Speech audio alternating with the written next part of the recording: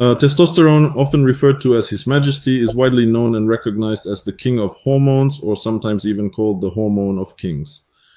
Accordingly, you might wonder, what exactly are its main genomic effects, and for what reasons did she choose to write about the desire of its metabolite? In principle, it is generally believed and accepted that a particular function or effect, in fact, directly by testosterone itself, but then we will see that intracellular testosterone under the influence of enzymes can be converted into either estradiol or dihydrotestosterone, and accordingly, certain effects at the cellular level are actually carried out by its final metabolites.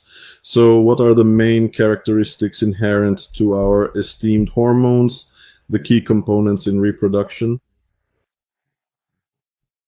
So let's cut to the chase. What are the main effects characteristic of testosterone? These include sexual development, reproductive function, and stimulation of the development of secondary sexual characteristics, voice deepening, facial and body hair growth, pubic hair development, enlargement of the genital organs and prostate, as well as the maintenance of spermatogenesis in the testes and the maturation of spermatozoa. And as you understand, all these effects are characteristic of dihydrotestosterone as well. In any case, the size of the penis depends on this. This is directly due to DHT. Even in cases of a small penis and androgen deficiency, andrectomy is prescribed. Essentially, this is the synthetic analog of dihydrotestosterone. Secondary sexual characteristics are also, generally speaking, mainly manifested due to dihydrotestosterone. And as for spermatogenesis, we've already discussed that the concentration of androgens there is important. But in the epididymis, for example, dihydrotestosterone is more active there than testosterone, and the concentration of androgens is higher. Nevertheless, testosterone is characterized by purely muscular effects. This includes stimulating protein synthesis and supporting muscle tissue growth. Here we're saying that muscle is mainly sensitive to testosterone. Fat deposition in the male pattern is also generally an effect of testosterone, and primarily we're talking about the abdominal area. But this is necessary to maintain a man's mobility. It's an evolutionary aspect, so that he could keep hunting and generally put on a bit of fat. But I don't really think that ancient people walked around with huge bellies. That probably only appeared after people started living a sedentary lifestyle and agriculture emerged. Maintaining bone density and preventing osteoporosis is more of an effect, accordingly characteristic of the estradiol metabolite. But nevertheless, it also has to come from somewhere, so you could attribute it to both of them.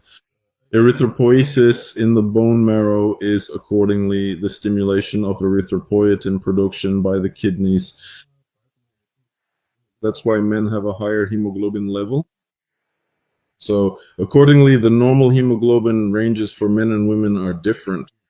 But accordingly, this is a hormonally mediated story, so that a man is more resilient and therefore can survive in his environment.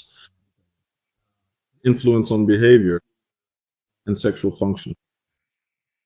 That is, the regulation of sexual desire, libido, and erection. In other words, the synthesis of nitric oxide is linked to sex hormones.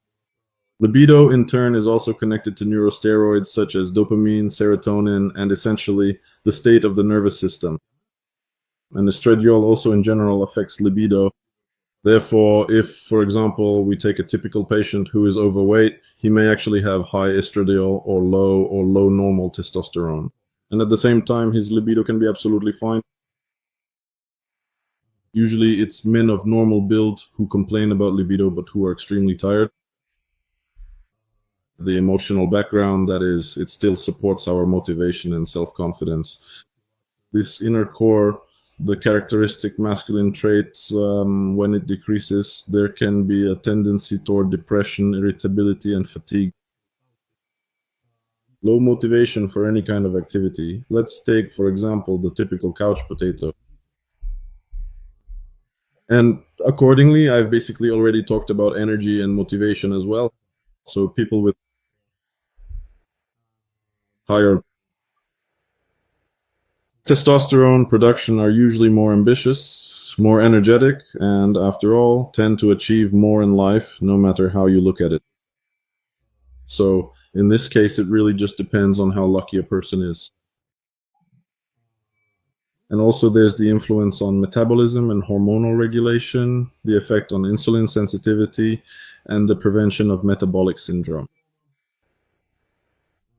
Now, insulin sensitivity is probably more related to the effects of estradiol, actually.